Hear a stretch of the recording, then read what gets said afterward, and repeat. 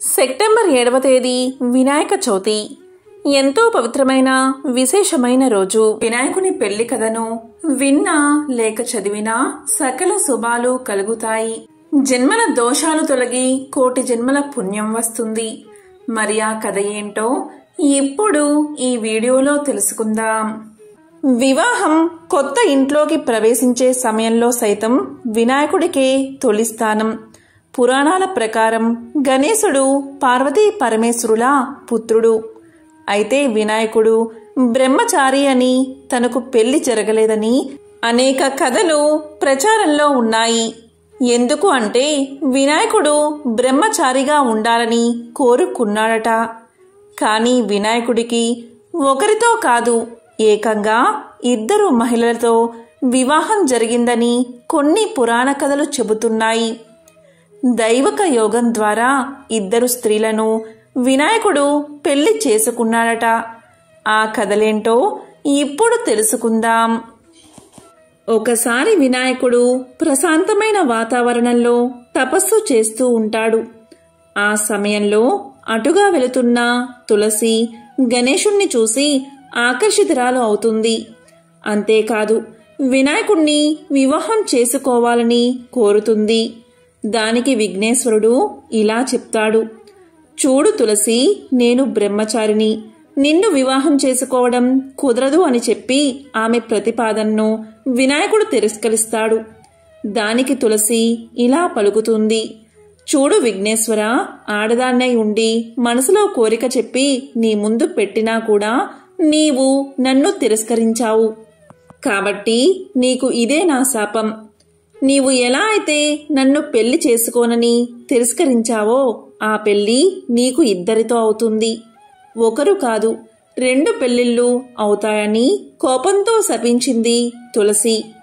అలా శాపం ఇవ్వడం గణేశుడికి నచ్చలేదు. వెంటనే కోపంతో విఘ్నేశ్వరుడు ప్రతిశాపాన్ని ఇలా ఇచ్చాడు: చూడు తులసి, నీవు నన్ను వివాహం చేసుకుంటాను అని అన్నావు. నేను బ్రహ్మచారిని కాబట్టి చేసుకోను అన్నాను. ఇందులో నా తప్పు ఏమాత్రమో లేదు కదా. ఇది తెలుసుకోక నువ్వు అహంకారంతో నన్ను శపించావు. అందుకు ప్రతిశాపంగా నీవు ఒక రాక్షసుణ్ణి వివాహం చేసుకుంటావు అని శపించాడు. అందుకే వినాయకుడి పూజలో తులసిని వాడకూడదు అంటారు. దానికి కారణం ఇదే. ఒక్క వినాయక చవితి రోజు తప్ప మిగతా రోజుల్లో వినాయకుడి దగ్గర తులసిని అస్సలు పెట్టకూడదు. ఇలా ఉండగా ఒకసారి విఘ్నేశ్వరుడికి తన రూపంపై, ఆకారంపై కోపం వచ్చింది. దాంతో బ్రహ్మచారిగా ఉండాలని నిర్ణయించుకున్నాడు. ఎందుకంటే తన పొట్ట ముందుకు చొచ్చుకుని వచ్చింది. తన ముఖం కూడా ఏనుగు రూపంలో ఉంటుంది. అందుకే తనను ఎవరూ పెళ్లి చేసుకోవడానికి ఇష్టపడలేదు. దీంతో మనసులో విఘ్నేశ్వరుడు ఎంతో బాధపడ్డాడు. తనకు వివాహం జరగకపోవడం వల్ల ఎక్కడైతే వివాహాలు జరుగుతాయో అక్కడ ఆటంకాలు కలిగించడం ప్రారంభించాడు వినాయకుడు. తనకు జరగని వివాహం ఎవరికీ జరగకూడదని కోపంతో ఆటంకాలు కలిగిస్తూ ఉంటాడు. అందుకు తన వాహనమైన ఎలుక సహాయం కూడా తీసుకుంటాడు. అయితే ఇలా వివాహాలన్నీ జరగక ఆటంకాలు కలుగుతూ ఉంటే ఇదంతా చూసిన దేవతలు ఎంతో బాధపడతారు. ఇది ఇలా కొనసాగితే లోక కళ్యాణానికి కూడా ఆటంకం కలుగుతుందని, సృష్టి కార్యానికి ఆటంకం కలుగుతుందని భావించిన దేవతలు ఒకరోజు తమ కష్టాలను తీర్చమని బ్రహ్మదేవుడి వద్దకు వెళ్లారు. వారి బాధంతా విన్న బ్రహ్మదేవుడు ఇలా పలికాడు: దేవతలారా, ఇలా వివాహాలకు ఆటంకం విఘ్నేశ్వరుడు కలిగించడం నాకు ఎంతో బాధగా ఉంది అని ఆలోచిస్తూ ఉండగా బ్రహ్మ మనసులోని ఆలోచన ద్వారా బ్రహ్మయోగం నుండి 2 కుమార్తెలు సిద్ధి, బుద్ధి పుట్టారు. వారిద్దరూ బ్రహ్మదేవుడి మానస పుత్రికలు. ఇక బ్రహ్మదేవుడు దేవతల కష్టాలు తీర్చేందుకు ఆ 2 కుమార్తెలను విఘ్నేశ్వరుడి దగ్గర విద్యను నేర్చుకోవడానికై పంపించాడు. ఆ విధంగా బ్రహ్మదేవుడి ఆదేశాల ప్రకారం గణేశుడు ఆ ఇద్దరికి బోధన ప్రారంభించాడు. ఇక వినాయకుడి దగ్గరకు పెళ్లి సంబంధం విషయం ఎలుక తీసుకువచ్చినప్పుడు ఈ సిద్ధి బుద్ధి విఘ్నేశ్వరుడి యొక్క దృష్టిని మరల్చేవారు. ఇలా లోకంలో మళ్లీ వివాహాలు జరగడం ప్రారంభమయ్యాయి. ఈ విధంగా కొన్నేళ్లు సాగగా ఒకరోజు విఘ్నేశ్వరుడికి నిజం తెలిసిపోయింది. లోకంలో అందరూ వివాహం చేసుకుంటున్నారని, దీనికి సిద్ధి బుద్ధే కారణమని తెలుసుకుని కోపంతో వారిని శపించబోయాడు. ఆ సమయంలో అక్కడ బ్రహ్మదేవుడు ప్రత్యక్షమై ఇలా అంటాడు, చూడు విఘ్నేశ్వర, ఈ సిద్ధి బుద్ధులకు నువ్వంటే ఎంతో ఇష్టం కాబట్టి వారిద్దరినీ నువ్వు వివాహం చేసుకో అని ప్రతిపాదించాడు. దానికి విఘ్నేశ్వరుడు ఒప్పుకుంటాడు. ఆ తరువాత సిద్ధి బుద్ధులతో విఘ్నేశ్వరుడి వివాహం అంగరంగ వైభవంగా జరిగింది. ఆ తర్వాత వారికి 2 కుమారులు జన్మించారని, వారి పేర్లు శుభం లాభం అని పురాణాలు తెలియచేస్తున్నాయి. ఎంతో విశేషమైన ఈ కథను వింటే చాలు సకల శుభాలు కలుగుతాయి. విఘ్నేశ్వరుడి వివాహానికి సంబంధించిన మరొక చిత్రమైన కథను ఇప్పుడు విందాం. మీరు ఎన్నడైనా వినాయకుడి పెళ్లి గురించి విన్నారా? వినాయకుడి తమ్ముడు సుబ్రహ్మణ్యం చాలా అందంగా ఉంటాడు. అన్నకంటే ముందు తమ్ముడి పెళ్లే కుదిరింది. అంగరంగ వైభోగంగా జరిగింది పెళ్లి. ఎక్కడెక్కడో దేవతలో సుబ్రహ్మణ్యుడి పెళ్లికి విచ్చేశారు. దాన్ని చూసిన తర్వాత వినాయకుడికి అనిపించింది, తనకు పెళ్ళైతే బావుంటుంది కదా అని. పెళ్లి హడావుడి తగ్గే వరకు ఆగి తరువాత అమ్మ పార్వతి ఖాళీగా కూర్చున్నప్పుడు ఆమె దగ్గరకు వెళ్లి నిలబడ్డాడు వినాయకుడు. ఇలా పలికాడు, అమ్మా, తమ్ముడి పెళ్లి చేశావు కదా, మరి నా పెళ్లి ఎప్పుడు చేస్తావు అని అడిగేశాడు. దీనికి పార్వతీదేవి దిగాలుగా తన ముద్దుల పెద్ద కొడుకు వైపు చూసింది. లోలోపలే బాధపడింది. చిన్నవాడు సుబ్రహ్మణ్యుడేమో ఎంతో అందంగా ఉంటాడాయే, దాంతో వాళ్ళు పిలిచి పిల్లను ఇచ్చారు. మరి నువ్వేమో ఏనుగు తలతో పొడవాటి తొండంతో ఉంటివాయే. పోనీలే అంటే మేం ఎంత చెప్పినా వినక అందరూ పెట్టిన కుడుములు, ఉండ్రాళ్ళు, వడపప్పు తిని అందరూ పోసిన పానకం తాగి తాగి బొజ్జ పెంచావాయే. నీకు పిల్లనిస్తామని ఇప్పుడు ఎవరు ముందుకు రావట్లేదు కదా నాన్నా అని మనసులోనే బాధపడింది. అయినా ఈ సంగతి పిల్లవాడికి ఎలా చెబుతుంది? చిన్న బుచ్చుకుంటాడు కదా, అందుకని పైకి ఏమంది అంటే, బాబూ, నువ్వెళ్ళి పెళ్లికూతురి కోసం ఒక కొత్త కోక, మంగళసూత్రాలు పట్టుకురా నాయనా, నేనేమో ఈలోగా పిల్లను చూస్తాను అని బుజ్జగించి పంపేసి ఊపిరి పీల్చుకుంది. అమ్మయ్యా, ఇప్పటికైతే సమస్య తప్పింది అనుకుంటూ. అయితే వినాయకుడికి ఇదేమీ తెలియదు కదా. వెంటనే ఆనందంగా తన ఎలుక వాహనమెక్కి భూలోకానికి వచ్చేశాడు. వచ్చి అలసిపోయి ఒక చెట్టు కిందున్న అరుగు మీద కూర్చున్నాడు. ఆ అరుగు చుట్టూతా ఏవేవో గింజలు పడి ఉన్నాయట. ఆ సమయంలో అక్కడి గింజలు ఏరుకు తినేందుకు అక్కడికి ఒక కోడిపుంజు వచ్చింది. వినాయకుడు దాన్ని చూసి, ఓ కోడిపుంజు, ఒకసారి ఇలారా అని పిలవగానే నన్ను పేరు పెట్టి పిలుస్తున్నారు ఎవరా అని దగ్గరకొచ్చింది కోడిపుంజు. చూడగా అక్కడ అరుగు మీద వినాయకుడు కూర్చుని ఉన్నాడు. దాంతో కోడిపుంజు సంతోషంతో ఉబ్బి తబ్బిబ్బైపోతూ గబాల దగ్గరకు వచ్చి రెక్కలు మడిచి నమస్కరిస్తూ, చెప్పండి స్వామి, కులాసానా, నన్ను పిలిచారెందుకు అని అడిగింది. అప్పుడు వినాయకుడు ఇలా అన్నాడు, ఓహో కోడిపుంజు, నీ రెక్కలు ఎంత అందంగా ఉన్నాయి, నీ జుట్టు కిరీటంలాగా ఎంత బావుంది, నువ్వు చెప్పిన పనల్లా చాలా చక్కగా చేస్తావని, సమయపాలన అంటే ఏమిటో నీ నుండే నేర్చుకోవాలని అందరూ చెబుతుంటారు. మరి నువ్వు నాకు ఒక పని చేసి పెడతావా? చకచకా వెళ్ళి నాకో కొత్త కోక తెచ్చిపెట్టు, మా అమ్మ నాకు పెళ్లి చేస్తుందట అన్నాడు. దానికి కోడిపుంజు, అంత పెద్ద స్వామి తన్ను పొగిడాడే అని సంతోషించింది. దానిది ఏముంది స్వామి, ఒక్క నిమిషంలో పెద్ద బజారుకెళ్ళి వినాయకుడి పెళ్లికి కొత్త కోక కావాలి అని అడిగి తెచ్చేస్తా స్వామి, ఇక్కడున్నట్లే వచ్చేస్తాను అని వేగంగా వెళ్ళిపోయింది కోడి. అంతలో అక్కడ మొలిచి ఉన్న పచ్చగడ్డిని తినేందుకు గొర్రెపోతు ఒకటి అడ్డుగా వచ్చింది. దాన్ని చూసి వినాయకుడు భలే మురిసిపోయాడు. ఈరోజు అన్నీ మంచి శకునాలే, నేను తిరగకుండానే అన్ని పనులు ఎలా అయిపోతున్నాయో చూడు అని సంతోషపడ్డాడు. ఓ గొర్రెపోతూ, నాకో పనిచేసి పెట్టరాదు? త్వరలో నా పెళ్లి జరగనున్నది.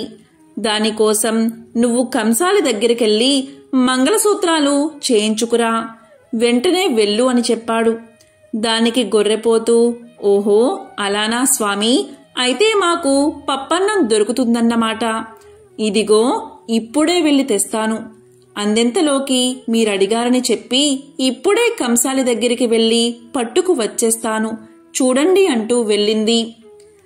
వినాయకుడు అక్కడే ఓ కునుకు తీశాడు. ఆయన లేచి చూసేసరికి సాయంకాలమైంది. పోయినవాళ్లు ఇద్దరూ ఇంకా తిరిగి రాలేదు. ఇక దాంతో వినాయకుడే మెల్లిగా ఎలుక వాహనం ఎక్కి బయలుదేరాడు. ఇద్దరినీ వెతుక్కుంటూ కొంత దూరం వెళ్లేసరికి కోడిపుంజు కనిపించింది.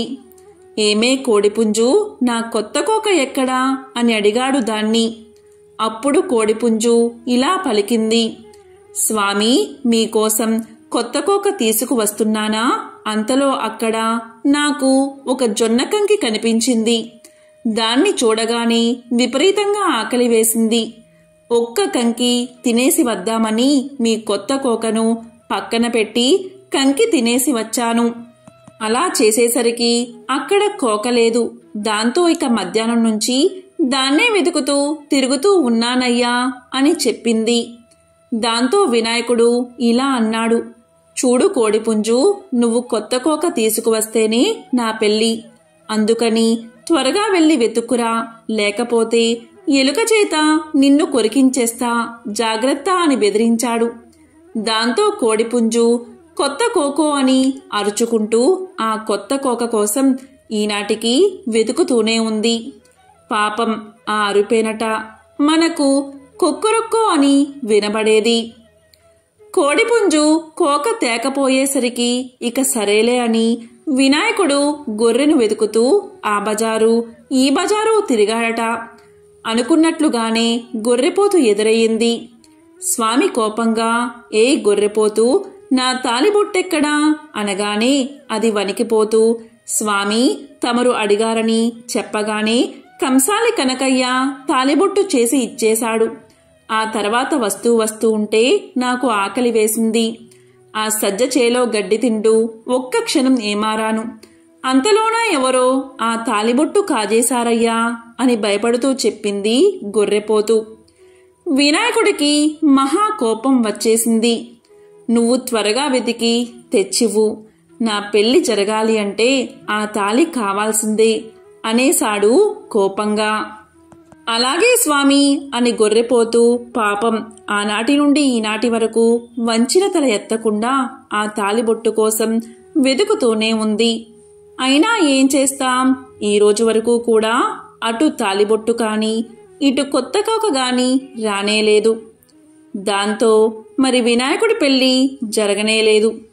పైపెచ్చు వినాయకుడి పెళ్లికి 1000 విఘ్నాలు అన్న సామెత కూడా పుట్టింది. ఒకానొకప్పుడు లక్ష్మీదేవి మానస సరోవరంలో జలకాలాడుతూ ఉండగా పార్వతీదేవి విష్ణు రూపాన్ని ధరించి లక్ష్మిని సమీపించింది. నవమోహనంగా కనిపించిన నారాయణుడి వేషంలో ఉన్న పార్వతికి కూడా లక్ష్మి సౌందర్యం మనోహరంగా కనిపించింది. ఇద్దరూ ఒకరిపై ఒకరు ఆప్యాయంగా చూసుకున్నారు. ఆ చూపుల కలయికతో సరోవరంలో ఒక స్వర్ణ కమలం లేచింది. అందులో దగదగా మెరిసిపోతున్న ఒక పసిపాప ఉంది. ఇక లక్ష్మీదేవి నారాయణుడి దగ్గరకు చేరి కౌగలించుకుంది. దీంతో పార్వతి పగలబడి నవ్వుతూ, నేను నారాయణుణ్ణి కాను లక్ష్మి అని నిజరూపంలో కనిపించింది. ఇక లక్ష్మీదేవి ఇలా పలికింది, అన్నకు తగ్గ చెల్లెలివే, నారాయణి అని అనిపించుకున్నావులే అంది. ఇక పార్వతీదేవి ఇలా అంటుంది, అప్పుడు విష్ణువు మోహిని రూపంలో శివుణ్ణి మాయొచ్చిన దానికి ఇది చల్లు అంది. స్వర్ణ కమలంలోనే ఉన్న పసిదాన్ని చూసి ఇద్దరూ ఎంతో మురిసిపోయారు. అపారమైన ప్రేమ పుట్టి చేతుల్లోకి తీసుకున్నారు. అప్పుడు విఘ్నేశ్వరుడు ప్రత్యక్షమై ఇలా పలికాడు, తల్లులారా, మీ ఇద్దరి అంశలతో అవతరించిన ఈ బిడ్డ పార్వతీపరంగా జయ, లక్ష్మీపరంగా శ్రీ కలిసి జయశ్రీగా పెరుగుతుంది. ఈమెకు వరుడు కూడా శివకేశవుల అంశలతో అవతరించి ఉన్నాడు అని చెప్పి పసిదానితో ఉన్న స్వర్ణ కమలాన్ని కావేరీ నదిలో ఉంచిరమ్మని వాయుదేవుణ్ణి పంపాడు. ఇక వాయుదేవుడు అలాగే జయశ్రీని కావేరీ నదికి చేర్చాడు. ఇక దక్షిణ ప్రాంతాన్ని పాలించే చక్రవర్తి స్వర్ణ కమలంలో కనిపించిన బాలికను వరప్రసాదంగా భావించి తన పుత్రికగా తీసుకువెళ్లి నామకరణ మహోత్సవం జరిపిస్తూ ఉన్నాడు. ఆ సమయంలో ఆకాశవాణి ఇలా పలికింది, ఓ చక్రవర్తి, ఈమెకు జయశ్రీ అని పేరు పెట్టు అని పలికింది. ఇక అతను ఆమెకు జయశ్రీ అని పేరు పెట్టి అల్లారు ముద్దుగా పెంచుకుంటున్నాడు.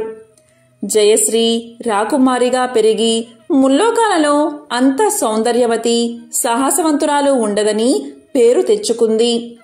జయశ్రీకి రాజభవనం కంటే ప్రకృతి సౌందర్యాలతో నిండి ఉండే అరణ్యాలలో విహరించడం అంటే ఎంతో ఇష్టంగా ఉండేది. విల్లమ్ములు ధరించి వన్యమృగాలను అదుపులో ఉంచుతూ తిరుగుతూ ఉండేది. ఇక శివకేశవుల అంశతో స్వామి అనే పేరుగల యువకుడు తిరుగుతూ ఉన్నాడు. హరిహర అంశాలతో అవతరించిన స్వామి కైలాసానికి వెళ్లి విఘ్నేశ్వరుణ్ణి, కుమారస్వామిని కలుసుకోవాలి అనుకున్నాడు. ఒకరోజు అలాగే వెళ్ళాడు.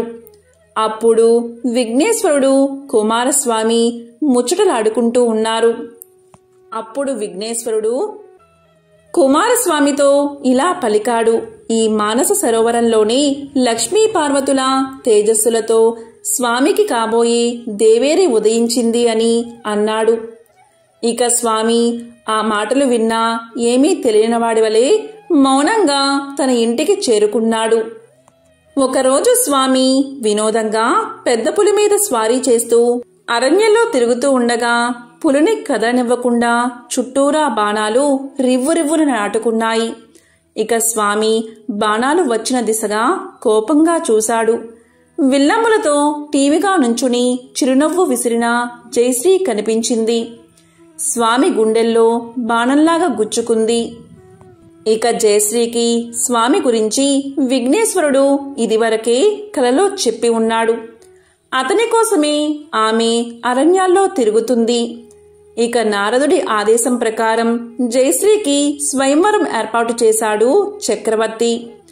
ఆమె ఎంతో సౌందర్యవతి కావడంతో రాజాది రాజులుగా మారు వేషాల్లో ఇంద్రాది దేవతలు కూడా వచ్చారు. స్వామి మాత్రం ఒక సాధారణ యువకుడి రూపంలో విల్లమ్ములు ధరించి ఒక పెద్ద నల్ల కుక్కను వెంట పెట్టుకుని వచ్చాడు. ఇక రాజాది రాజులు గర్వం వలకబోస్తూనే స్వామిని, అతని పెంపుడు కుక్కను ఎగతాళి చేశారు. దీంతో స్వామి యొక్క కుక్క పెద్ద పులిగా మారింది. ఇక స్వామి దానిపై కూర్చున్నాడు. దీంతో స్వామిని చూసిన జయశ్రీ పరిగెత్తుకుంటూ వచ్చి అతని మెడలో వరమాల వేసింది. ఈ దృశ్యాన్ని చూసిన రాజుల వేషంలో ఉన్న దేవతలు స్వామిపై యుద్ధానికి దిగారు. అప్పుడు స్వామి తన నిజరూపంతో హరిహర స్వామిగా సాక్షాత్కరించాడు. ఇక దేవతలందరూ చేతులెత్తి శరణం స్వామి అని పలికారు. ఆ విధంగా స్వామి జయశ్రీల వివాహం దేవాది దేవతల మధ్య మహావైభవంగా జరిగింది. ఎంతో విశేషమైన పవిత్రమైన ఈ రోజు విఘ్నేశ్వరుడి వివాహానికి సంబంధించిన ఈ కథలను విన్నా, చదివినా, చెప్పినా, వినిపించినా సకల శుభాలు కలుగుతాయి. సనాతన ధర్మంలో ఏ దైవ కార్యమైనా వినాయకుడి పూజతోనే ప్రారంభమవుతుంది. ఓం గం గణపతియే నమః ఈ మంత్రం ఎంతో విశేషమైనది. గణపతి మూలాధార చక్రానికి అధిపతి. అందువల్ల ఈ మంత్రంతో మూలాధార చక్రానికి శక్తి లభించి ఉత్తేజితమవుతుంది. ఈ మంత్రాన్ని జపిస్తే ఆటంకాలన్నీ తొలగిపోతాయి. ఓం శ్రీం హ్రీం క్లీం గ్లౌం గహ గణపతియే నమః అనే మంత్రం చాలా విశేషమైనది. దీనిని 21 సార్లు జపిస్తే ఆ వినాయకుడి అనుగ్రహం తప్పకుండా మీకు కలుగుతుంది. పూర్వం వాతాపి నగరం మధ్యలో ఉన్న మహాశిల విఘ్నేశ్వర శిల్పంగా రూపొందాలి అనే కోరిక అగస్త్య మహర్షికి మిగిలిపోయింది. అగస్త్య మహర్షి యొక్క భార్య లోపాముద్ర చిత్రకళా ప్రావీణ్యురాలు. ఆమె అక్కడికి వచ్చి మహాశిలను పరిశీలించి అది ఏ విధంగా రూపొందాలో అలాంటి విఘ్నేశ్వరుడి రూపరేఖా చిత్రాన్ని తయారు చేసింది. రేఖాచిత్రమైతే తయారైంది, కానీ ఆ ప్రకారం మహాశిలను మలచగల శిల్పులు శిల్పాచార్యులు ఎంత ప్రయత్నించినా లభించలేదు. దీనితో అగస్త్యుడు ఎంతో బాధతో మహాశిల ఎదురుగా కూర్చుని చిత్రాన్ని శిలను పదే పదే చూసుకుంటూ కాలం గడుపుతున్నాడు. వచ్చిన శిల్పాచార్యులందరూ చిత్రాన్ని చూసి ఇలాంటి శిల్పాన్ని మలచడం దేవశిల్పి విశ్వకర్మకు, దానవశిల్పి యముడికి తప్ప ఇతరులకు సాధ్యం కాదు అంటూ వెనక్కి జంకారు. శిల్పులు ఉలులను మహాశిల మీద పరీక్షించి ఇది వజ్రపాషాణం, దీన్ని చెక్కడానికి మామూలు ఉలులు పనికిరావు, వజ్రపు ఉలులు కావాలి, దేవతలు వచ్చి చెక్కి తీరవలసిందే, కాని మానవ మాతృలతో ఈ పని కాదు అంటూ తెలియచేశారు. ఆ సమయంలో దేవశిల్పి విశ్వకర్మ భార్య విష్ణు మానస పుత్రిక అయిన విశ్వకళ అలిగి పుట్టింటికి చేరుకుంది. దీంతో విశ్వకర్మ మతి స్థిమితం పోగొట్టుకున్నాడు. దానవశిల్పి యముడు, అతని భార్య అయిన హేమ తిరిగి దేవలోకానికి వెళ్లిపోగా పిచ్చివాడై జాడలేకుండా ఎక్కడో తిరుగుతున్నాడు.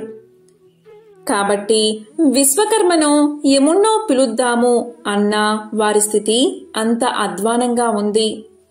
అగస్త్యుడికి మహాశిలను విఘ్నేశ్వర విగ్రహంగా రూపొందించడం సమస్యగా నిలిచిపోయింది. నిద్రాహారాలు మాని అతను శిలకు ఎదురుగా అలాగే కూర్చుని విఘ్నేశ్వరుణ్ణి ధ్యానిస్తూ, గణపతి, నా కోరికలాగే ఉంచేశావు అంటూ తన బాధను వ్యక్తపరిచాడు. ఒకరోజు ఊపుకుంటూ బాలప్రాయం వాడు అటుగా వస్తున్నాడు. అతని చేతిలో ఏదో ఉలిలాంటిది కనిపిస్తుంది. ఆ బాలుడు కండలు తీరి ఉన్నాడు, శిల్పిలాగా కనిపించాడు. అగస్త్యుడు ఆశగా అతని చేతిలో ఏముందో అని పరీక్షించి చూడగా అది ఏనుగుదంతం కొన ముక్క. అది పిడితో బిగించినట్లుగా ఉండడం చూసి అగస్త్యుడు ఆశ్చర్యపోయాడు. ఇక ఆ బాలశిల్పి అగస్త్యుణ్ణి సమీపించి, ఏమిటో మహాశైలవారు మహాశిల ముందు మంతనాలు ఆడుతూ కూర్చున్నారు, ఏమైనా పని దొరుకుతుందేమోనని ఇలా తిరుగుతున్నాను అన్నాడు. అతని మాటలు మధురంగా అగస్త్యుడికి పారవస్యాన్ని కలిగించాయి. ఇక అగస్త్యుల వారు ఇలా పలికారు, చిరంజీవి, ఈ మహాశిలను గణపతి దేవుడి విగ్రహంగా చూడాలని ఎన్నో రోజుల నుంచి ఉవ్వులేరుతున్నాను అంటూ తన దగ్గర ఉన్న రేఖా చిత్రాన్ని శిల్పికి చూపించి, ఇంతకు నువ్వెవరు, ఏం పని చేస్తావు అని అడిగాడు.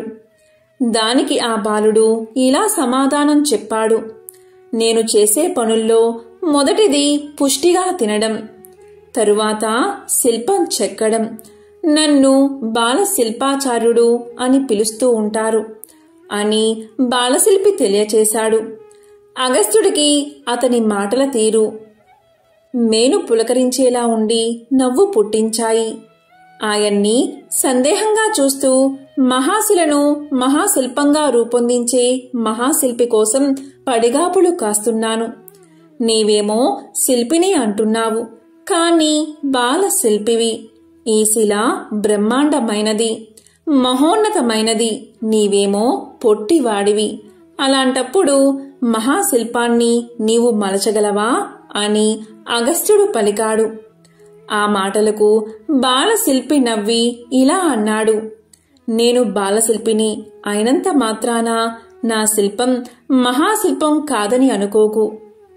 మహా అని అన్నంత మాత్రాన గొప్పేమీ కాదు. నా ఉలికి అన్నీ సాధ్యం, కానిదేదీ లేదు అంటూ ఉలిని తీసి చూపించాడు. అది దగదగ వజ్రంలాగా మెరుపులు విరజిమ్మింది. అగస్త్యుడు చూస్తూ ఉండగా బాలశిల్పి మహాశిల మీదకు ఉలిని విసిరాడు. ఉలి మొన తాకిడితో పెద్ద మెరుపు, కాంతి, ఉరిమిన శబ్దము బయటకు వచ్చాయి. అక్కడ శిలకు ఒక రంధ్రం ఏర్పడింది. అది నాభిస్థానం. మూర్తి శిల్పానికి నాభిస్థానం చాలా ముఖ్యమైనది. అందున లంబోదరుడి నాభి అంటే వినాయకుడి నాభి. లంబోదరంతో శిల్పం ప్రారంభమైందన్నమాట అని బాలశిల్పి చెప్తుంటే రాతి నుండి లంబోదర లక్ష్మీకర అంటూ మాలవ రాగంగా సన్నగా పాట అగస్త్యుడికి వినిపించింది. ఇది అయస్కాంత రాయి. చెక్కుతున్నప్పుడు ప్రచండమైన విద్యుత్ వెలువడుతుంది. కనుక శిల్పను చెక్కడం పూర్తయ్యే వరకు ఈ చుట్టుపక్కల ప్రజలను ఉండనివ్వకూడదు. ధ్వనులు కూడా వినిపిస్తాయి.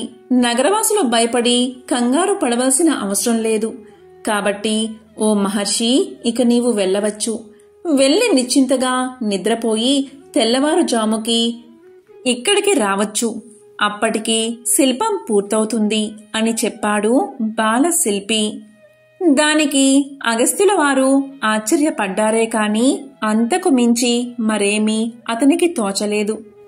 అతని బుద్ధి ఏదో నిద్రలో పడ్డట్లుగా ఉంది.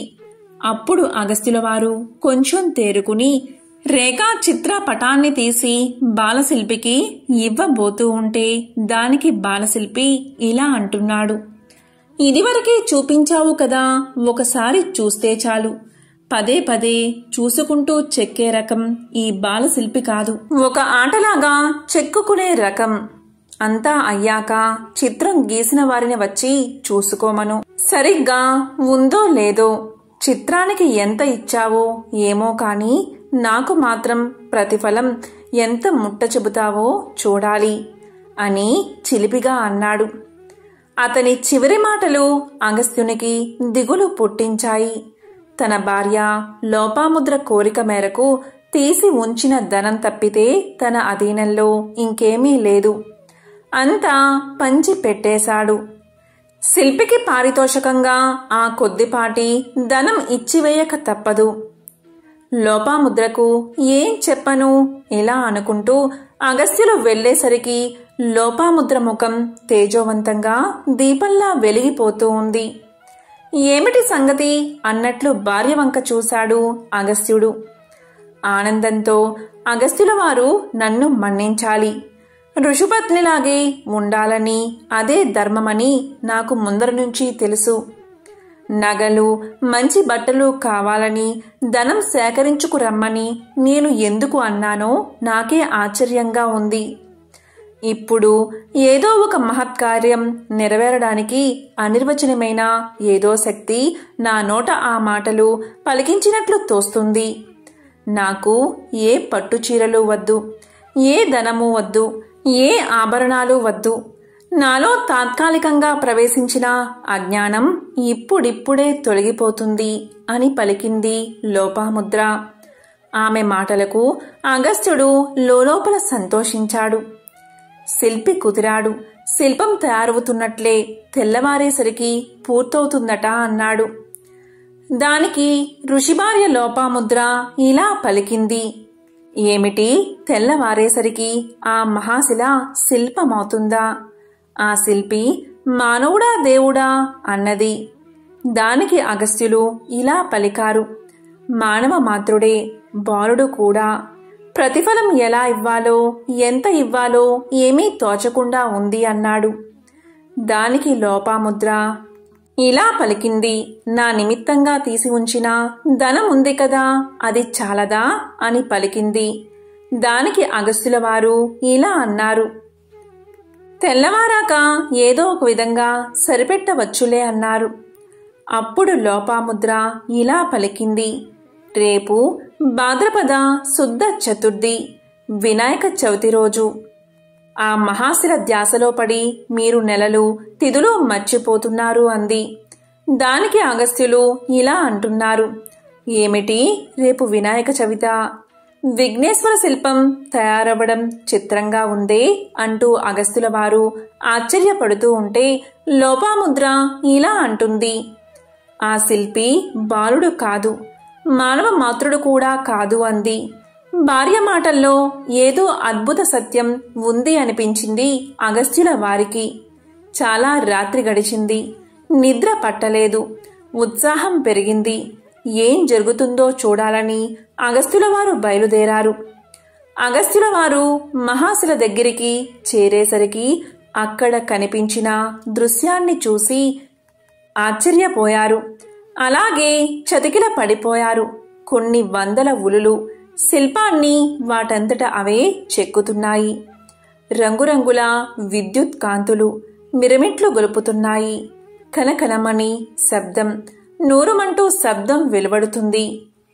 ఉలులన్నీ ఏనుగు దంతం కొన మొక్కల్లాగా వజ్రాల్లాగా మెరిసిపోతూ ఉన్నాయి. అది స్వప్నమో నిజమో తెలియక విభ్రాంతిలో మైకం కమ్మి అగస్త్యుల వారు అలాగే సొమ్మసిల్లి నిద్రలోకి జారుకున్నారు. అలా నిద్రపోయిన ఋషి కళ్ళు తెరిచేసరికి ఎదురుగా తట్టి లేపుతున్న బాలశిల్పి కనిపించాడు. తూర్పు తెల్లవారుతున్నది.